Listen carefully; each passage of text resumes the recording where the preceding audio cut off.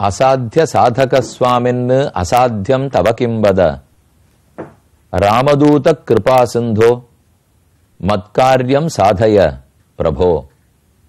இது நாம் ஆஞ்சநேயரை பார்த்து பிரார்த்திக்கும் ஸ்லோகம். செயற்கரிய செயல்களையெல்லாம் எளிதில் முடிக்கக்கூடியவரே, அடியேனுடைய செயல்களையும் வேண்டுகோள்களையும் நிறைவேற்றி கொடுக்க வேணும். அனைத்தையும் செய்யவல்ல பிரபு ஆஞ்சநேய பிரபு. இப்போது நாம் புதுக்கோட்டையிலிருந்து 28 கிலோமீட்டர் தொலைவில் உள்ள துவார் என்னும் கிராமத்தில் உள்ளோம். கோதண்டராமசுவாமி சந்நிதி. இதோ வாயிலில் தனி சன்னிதானத்தில் ஆஞ்சநேய சுவாமி எழுந்தருளி உள்ளார். வலது கை அபயஹஸ்தம், இடது கையில் கதையை பற்றியுள்ளார். ஊர்புறம் இருக்கும் ஆஞ்சநேயரை தரிசித்துக் கொண்டு அடுத்து கருடாழ்வாரை சேவிக்கிறோம். பெரிய திருவடி என்னும் திருநாமம் உண்டு. தாசனாக, சகாவாய், ஆசனமாய் இப்படி பலமாகவும் பகவானுக்கு கைங்கரியம் புரிபவர். வினதாசுதன், வேதமே உருவானவர். பெரிய திருவடியையும் திருவடின்னு போற்றப்படும் ஆஞ்சநேயரையும் தரிசித்துக் கொள்கிறோம். அடுத்து ராமானுஜர், ஸ்ரீ வேதாந்த தேசிகன் ஆகியோர்களையெல்லாம் தரிசிக்கப் போகிறோம். ஸ்ரீவைஷ்ணவ சம்பிரதாய துரந்தரரான பகவத் ராமானுஜர். விசிஷ்டாத்வைத்தம் எப்படிப்பட்டது, வேதங்கள் எப்படி அதை கூறியுள்ளன என்றெல்லாம் தமது நூல்களில் சாதித்து சிறந்த புரட்சிக்காரராக இருந்து முக்தி அனைவருக்கும் பொதுவான சொத்து என்று ஸ்தாபித்து கொடுத்தவர். அடுத்து ஸ்ரீ வேதாந்த தேசிகன். அவர் வழிவந்து ராமானுஜர் எந்த பிரபத்தி சாஸ்திரத்தை, சரணாகதியை பல்கி உரைத்தாரோ அதை பற்றிய விளக்கத்தையெல்லாம் தம்முடைய நூல்களில் கொடுத்தவர். அவரையும் தரிசித்துக் கொள்கிறோம். இனி அடுத்து சன்னதிக்குள் போய் மூலவர், உற்சவர், அவர்களுக்கு நடந்த திருமஞ்சனம், மேலும் திருக்கல்யாண உற்சவம் ஆகிய எல்லாவற்றையும் சேவிக்க போகிறோம். அதற்கு முன்னால் ராமன் விபீஷணனுக்காக 3 ஸ்லோகங்கள் கூறினான், சுக்ரீவன சமாதானப்படுத்தினான் என்று கூறியிருந்தேன். இதை பூர்வாச்சாரியர்கள் கூறும்போது 2வது வார்த்தை பேசத் தெரியாத இராமன் 3 வார்த்தைகள் பேசினான் என்று கூறுவார்கள். ராமன் அசத்தியம் பேசத் தெரியாதவன். ராமோ துர் நாபிபாஷதே என்று தானே சூளுரைத்தவன். ராமன் 2வது வார்த்தை பேச மாட்டான்னா பொய் பேச மாட்டான்னு பொருள். ஆனால் இங்கு எப்படி கொள்ள வேண்டும்? 2 வார்த்தை பேசாத ராமன் 3 ஸ்லோகங்கள் கூறியிருக்கிறார். இந்த ஸ்லோகங்கள் எல்லாம் ராமச்சரம ஸ்லோகங்கள். வராக சரம ஸ்லோகம் கேள்விப்பட்டிருப்பீர்கள். ஸ்திதே மனசி சுஸ்வஸ்தே ஷரீரே சதியோ நரஹ தாது சாமியே ஸ்திதே ஸ்மர்த்தா விஸ்வரூபம் ச மாமஜம் என்று தொடங்கும் ஸ்லோகம். அது 2 ஸ்லோகங்கள். அதே போல கிருஷ்ண சரம ஸ்லோகம் எல்லாரும் அறிந்தது. சர்வதர்மான் பரித்யஜ்ய மாமேகம் சரணம் பிரஜ அகம் துவா சர்வ பாபேப்யோ மோக்ஷயிஷ்யாமி மா சுச்சஹா. அது கீதையில இருக்கிற சரம ஸ்லோகம், ஸ்ரீ கிருஷ்ண சரம ஸ்லோகம். நடுவா இருக்கிறது ஸ்ரீ ராமச்சரம ஸ்லோகம். சக்ருதேவ பிரபன்னாய தவாஸ்மீதி ச யாச்சதே அபயம் சர்வபூதேப்யஹ ததாமி ஏதத் விரதம் மம. இதுதான் ராமச்சரம ஸ்லோகம். ஆனால் இந்த ஸ்லோகத்தை சொல்லுவதற்கு முன்னால் வேறு 2 முக்கியமான ஸ்லோகங்களை ராமன் கூறியுள்ளார். அதற்கு நடுவுல சுக்ரீவனும் பேசுகிறான். என்னங்கிறது ஒரு அழகான உரையாடல், சம்பாஷணம். இந்த உரையாடல் எதற்காக நடக்கிறது? சுக்ரீவனை சமாதானப்படுத்தி விபீஷணன் நல்லவன் என்று ஸ்தாபித்து, மேலும் காலில் விழுந்தவனை கைவிட முடியாது என்பதையும் ஆணித்தரமாக கூறி அவனை ஏற்றுக்கொள்ள வேண்டும். இதுதான் ராமனுடைய லட்சியம். இதற்காகத்தான் பேசவே தொடங்குகிறார். அதுல முதல் மித்ரபாவேன சம்பிராப்தம் நத்யஜேயங் கதஞ்சன தோஷோ யத்யபி தஸ்ய ஸ்யாத் சதாமேதத் அகர்ஹிதம். இதான் ஆச்சரியமான ஸ்லோகம். சுக்ரீவனை பார்க்கிறான். அவனோ பயந்து போயிருக்கிறார். இயற்கையில் பயந்தவன் அல்லன் சுக்கிரீவன். ஆனால் ராமனுக்கு விபீஷணனால் என்ன ஆபத்து வருமோ என்று நினைத்து பயந்திருக்கிறான். அவரிடத்துல இப்ப சொல்றார், ஏற்கனவே உங்க அண்ணன் வாலியை நீ சொல்ல நான் அழித்தேன் சுக்ரீவா. அப்ப அவன் என்ன குற்றம் புரிந்தான்னு சொன்னேன், யோசித்துப்பார். வாலி தம்பி மனைவியை அழைத்து போனான், ஒரு குற்றம். இரண்டாவது, தம்பி காலில் விழுந்து கெஞ்சினாலும் காலில் விழுந்த சரணாகதனை அடித்து துரத்தினான், இரண்டாவது குற்றம். இந்த 2 குற்றத்துக்கு தண்டனையாகத்தான் வாலியை அழித்தேன். இப்ப யோசித்துப்பார். காலில் விழுந்த சரணாகதனை தள்ளுவது, விரட்டுவது தப்பு, அது கூடவே கூடாது. இதை நானேதான் உன்னிடத்தில் சொல்லி இருக்கிறேன். உங்க அண்ணன் விஷயத்துல இதைத்தான் பண்ணி இருக்கிறேன். இப்ப நீ என்ன பண்ண சொல்லுகிறாய்? என் காலில் விழுந்த விபீஷணனை ஏற்காதேன்னு சொன்னால் அப்ப வாலிக்கு சொன்ன குற்றம் எனக்கு வராதா சுக்ரீவா என்றுதான் முதல்ல பேச பார்க்கிறார். பெரியோர்கள் இதை ஏற்றுக்கொள்ள மாட்டார்கள்.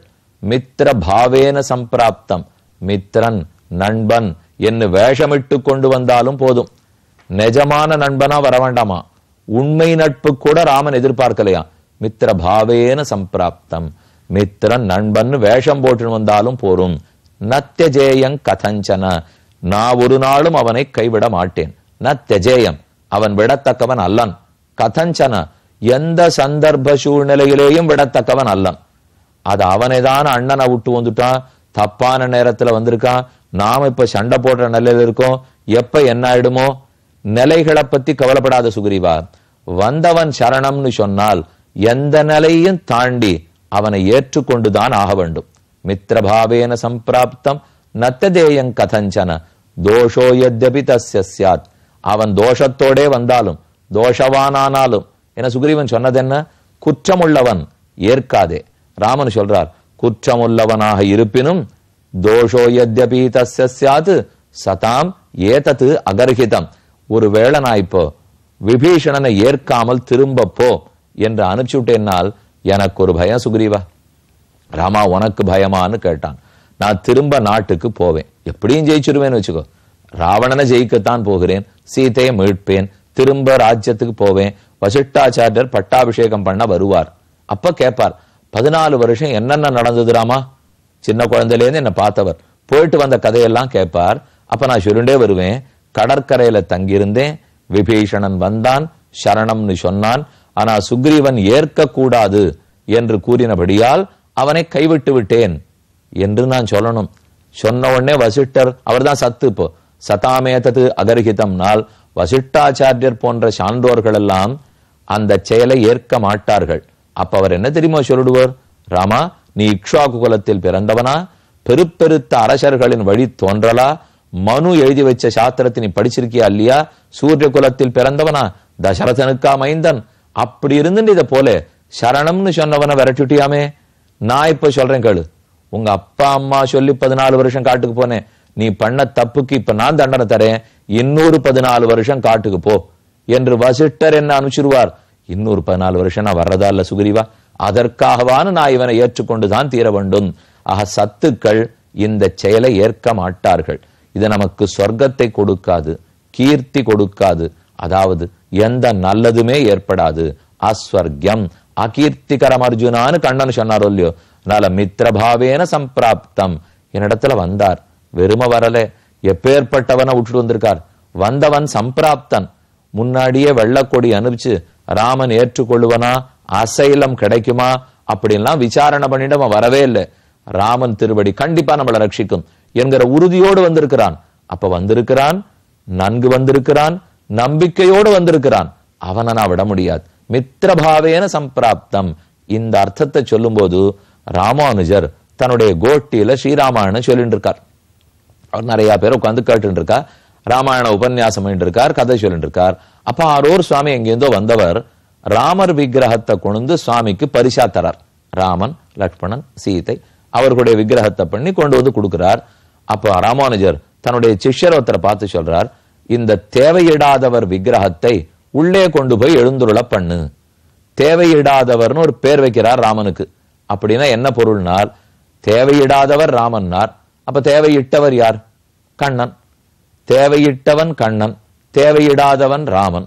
என்னபடி கண்ணன் தேவையிட்டிருக்காருனால், சர்வதர்மான் பரித்யஜ்ய, உன்னிடத்தில் இருக்கிற மற்ற எல்லா தர்மங்களையும் விடு, மாமேகம் சரணம் பிரஜ, என்னையே சரணமாக பத்து, இதெல்லாத்தையும் நீ பண்ணி, ஆனால் அகம் துவா சர்வபாபேப்யோ மோக்ஷயிஷ்யாமி, நான் உன்னை எல்லா பாபங்களில் நின்னும் விடுவிக்கிறேன், சோகப்படாதே. இது கண்ணன் சொன்னது. அப்ப அவர் ஒரு தேவையை வைக்கிறார் பாருங்க. நீ விட வேண்டியதெல்லாம் விடணும், பற்ற வேண்டிய என்ன பற்றணும், அப்ப நான் செய்ய வேண்டியதை செய்யறேன். இதுதான் கிருஷ்ண சரம ஸ்லோகம். ஆனா ராமச்சரம ஸ்லோகத்தில் அவன் தோஷத்தோடையே வரட்டும், மித்திரன்னு வேஷம் போட்டுண்டே வரட்டும், வந்தால் போதும், எதையும் செய்யணும்னு எந்த தேவையும் நான் எதிர்பார்க்கவில்லை. அதனாலதான் ராமானுஜர் ராமனை தேவையிடாதவர், கண்ணனை தேவையிட்டவர் அப்படின்னு பிரித்து கூறியிருக்கிறார். ஆச்சரியமான அர்த்தம் இல்லையா? மித்திரபாவேன சம்பிராப்தம் நத்தியஜேயங் கதஞ்சன, அவன் நண்பன்னு வேஷமிட்டு வந்தாலும் போரும். இப்படி சொல்ற அளவுக்கு எவ்வளவு தைரியம். இப்ப நம்மெல்லாம் இந்த மாதிரி சொல்ல முடியுமா? நிஜமா இருக்கிறவாளை மட்டும் வீட்டு வாச கதவை தர உள்ள விடு, கொஞ்சம் சந்தேகப்படும்படி இருந்தா திண்ணேல பைய வைக்கிறது கூட விடாதே. இப்படித்தானே நாம இருக்கோம். இப்போ ஆறான ஒரு வீட்டுல இருந்து கோவில்ல பெருமாள் சேவிக்கிறதுக்காக வந்தோம், உற்சவம் நடக்கிறதாமே, கொஞ்சம் பைய வச்சுக்கிறோம், வாச ரூம்ல தங்கிக்கலாமான்னா இப்பெல்லாம் அனுமதிக்கிறதுக்கு யாருக்கும் தைரியம் இல்லை. எந்த புத்துல எந்த பாம்பு இருக்குமோ சுவாமி, யார் எப்படி வருவாரோ, பக்தன்னு வேஷம் போட்டு என்ன பண்ணிடுவாரோ, வேண்டாம் வேண்டாம் எனக்கு கதை இழுத்து தாப்பா போட்டு வீட்டுக்குள்ள போயிடுறோமோ இல்லையோ. அந்த நாள் அப்படி இல்லை, யாரோ வந்திருக்கா தங்கிட்டு போறோம். எதனால இப்படி சொல்ல முடிஞ்சதுன்னா, மடியில கனம் இல்லை, வழியில பயம் இல்லை. வீட்டுக்குள்ள இன்னைக்கு நம்ம நிறைய பொருள்களை சேர்த்து வச்சுட்டோம், யார் என்ன எடுத்துன்னு போயிட போறாளோன்னு பயம். நம்ம கிட்ட நிறைய வம்பு தும்பு வேற வச்சுட்டு இருக்கோம், அதனால உள்ள வந்தா ரகசியம் தெரிஞ்சுட்டு போட போறாளேன்னு பயம். இந்த ரெண்டும் இல்லைன்னா யார் வந்தாலும் கவலைப்பட மாட்டோம் இல்லையோ. இப்ப நம்ம பத்தி ஒண்ணும் வம்பும் இல்லை, நம்ம கிட்ட பணமும் இல்லை, ரெண்டும் இல்லைன்னு யார் வந்து எங்க படுத்துனா நமக்கு என்ன? இப்போ இன்னும் கேட்டா வந்தவர் ஏதானு கொடுத்துட்டு போனா தேவையில்லை. அந்த நிலையில தான் அந்த நாள்ல இருந்திருக்கார்கள். ஆக மித்திரபாவேன சம்பிராப்தம் நத்தியஜேயம், அவன் வேஷமிட்டுண்டே வந்தா போறோம் என்று ராமன் தைரியமா சொல்றாரே.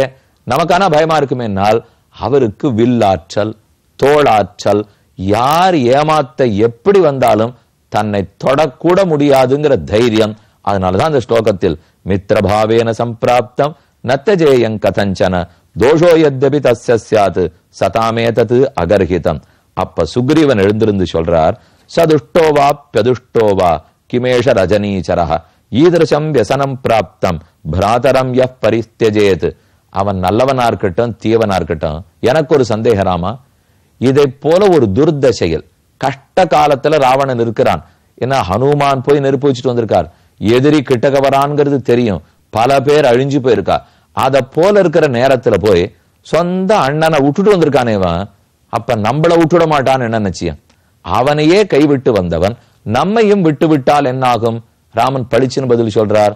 இப்ப நம்ம கிட்ட வந்துட்டான் இல்லையா சுக்ரீவா, எப்படியும் அவனுக்கு ராஜ்யம் வேணும்னு தான் நீ சொல்ல வர. இப்போ வந்தது அரசை கேட்டுன்னு சுக்ரீவன் அபிப்பிராயம், அதனால ஏத்துக்கூடாதுன்னு ராமன் சொன்னார், இருக்கட்டுமே, அவனுக்கு அரசு கிடைச்சு போச்சுன்னா நான் ஜெயிச்சுட்டேன்னு தான் அர்த்தம். அவனுக்கு கிடைக்கணும்னா நான் ஜெயிச்சா தானே அவனுக்கு கிடைக்கும். நான் ஜெயிச்சுட்டேன்னா சீத்தை கிடைச்சிட்டாலும் தான் அர்த்தம். சீத்தை கிடைச்ச அப்புறம் இவன் இருந்தா நமக்கு என்ன, இல்லாட்டா நமக்கு என்ன, அப்படியே வச்சுக்கோ என்றும் பேசி பார்த்தான் ராமன். நல்ல சுக்ரீவன் சொல்லுவதை மேலும் ரொம்ப அழகா சமாதானம் சொல்ல போறார், கேட்போம். ஒரு அறிவி